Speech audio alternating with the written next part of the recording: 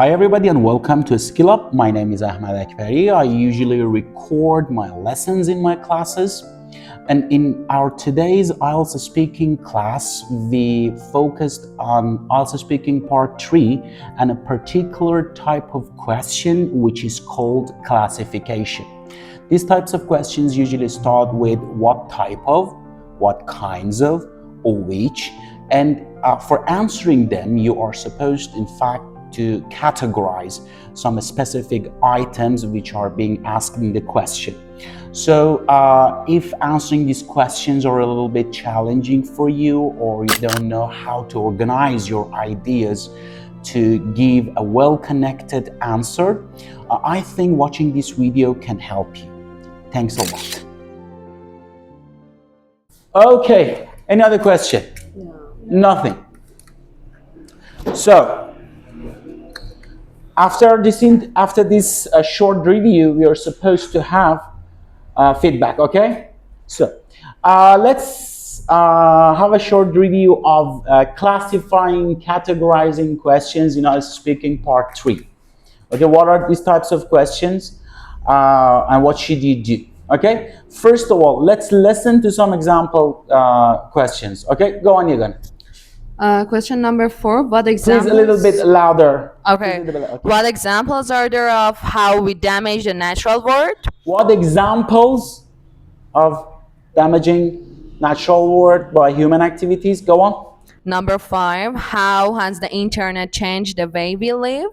Okay, so as we know, the internet has changed we live, yeah? So you are supposed to classify these changes. For example, the first change here, the second. Next. What are the benefits of replacing human workers with robots? Talk about the advantages that this change can bring about if we replace human beings with robots and categorize them. Okay, this is the first advantage. The second one. So I have a question for this question. I mean, can we mention the disadvantages too? Such a nice question. At the end of that, yes. It's not that much bad. Okay. How has science influenced our please, lives? Sorry, sir. Sorry for interruption. Let me clarify a little bit here. For example, maybe ask me this question that, okay, from my point of view, there's no advantage here. Okay? Mm-hmm. It is not that much, I don't know, unusual to say that, because maybe you're a kind of person who believes there is no advantage. But don't forget that we are discussing the general point of view. And you need to think about maybe the alternative explanation. If you look carefully, you will understand that yes, there will be some advantages, even though you believe just in a negative side. This is your point of view. Yeah, this is your, but if at the end you would like to mention them, of course, yes. Okay, next. Yeah. How does science influence our lives? As we can say, science is somehow governing our lives, maybe in most part of the world. So what are these areas that are influenced by science? Go on. What kinds of people are more forgetful? So basically being forgetful as a human characteristic is the focus so of the question? I'm a little bit confused in here about the word forgetful. Okay. It means that you forget things easily. Exactly. Yeah. It seems like a disease. You don't have a or sharp something. memory. Oh, okay. Like a fish or something. That's something like okay, I got it. Thank okay. you. And the last question. Yeah. What are some qualities that people need if they want to become an actor? That's good. Being an actor or actress requires some specific qualities, yeah? So I want you to categorize them. What are A, B, C? So as you can see, the focus is checking your ability to explore a broad idea by categorizing and classifying it. We have a broad idea here, and you're supposed to categorize. You're supposed to mention different things related to that. And as you could hear, some sample starters can help us. What kinds of, what types of, or sometimes what plus a keyword. What science subjects are more important to be taught at the school these days? What qualities do people need to have if they want to be a successful actor? Okay?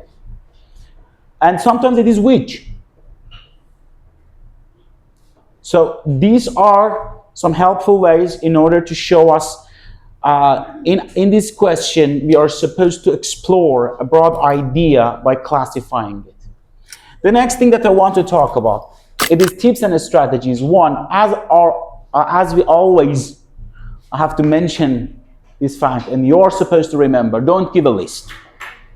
And the reason is that, imagine the question is, what qualities do you think people need to have to become a successful actor? And you start like this, although there are lots of different characteristics, but from my point of view, being creative, having a deep knowledge of culture and traditions, and lastly, I have to mention a good memory.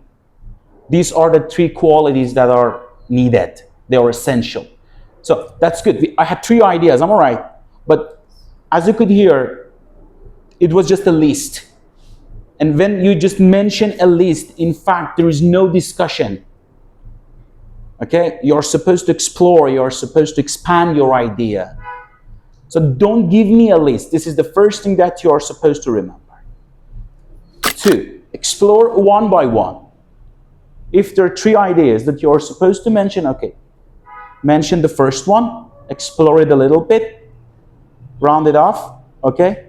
Then start talking about the second one. Again, the same procedure, explore it a little bit, and then the third one. It makes your the length of your answer standard, and you can maintain this discursive and analytical point of view. And there is a very interesting way.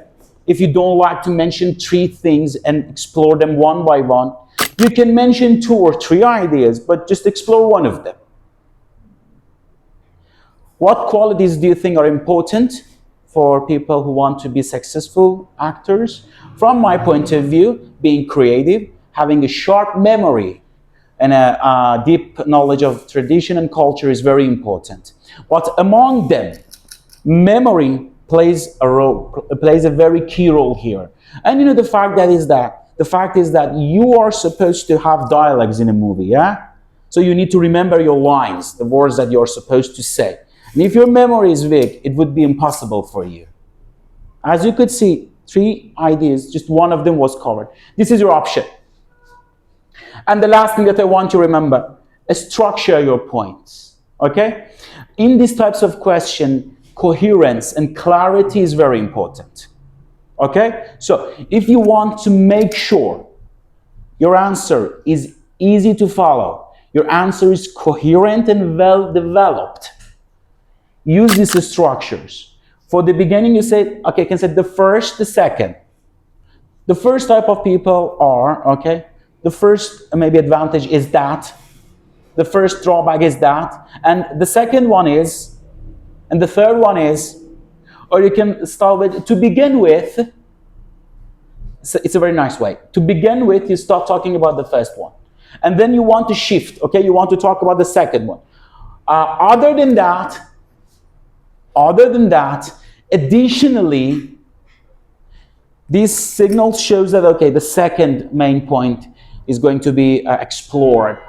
So remember that you are supposed to use these signals in order to show shifts in your argument. Okay? Is there any question? No. Nothing. Okay, so now let's have feedback. Okay? Thanks a lot for watching this video. I hope you have enjoyed watching it and you have found some useful points which can be helpful for improving your performance in IELTS Speaking Part 3. If there is any questions about IELTS Speaking Part 3 that you haven't found any videos related to, I would be appreciated if you share it with us in order to give us some more ideas about IELTS Speaking Part 3. And also, if there's any recommendation about the videos, it would be very helpful if you share them with us in order to help us to improve the quality of our channels and the videos. Thanks a million for staying with us. Take care.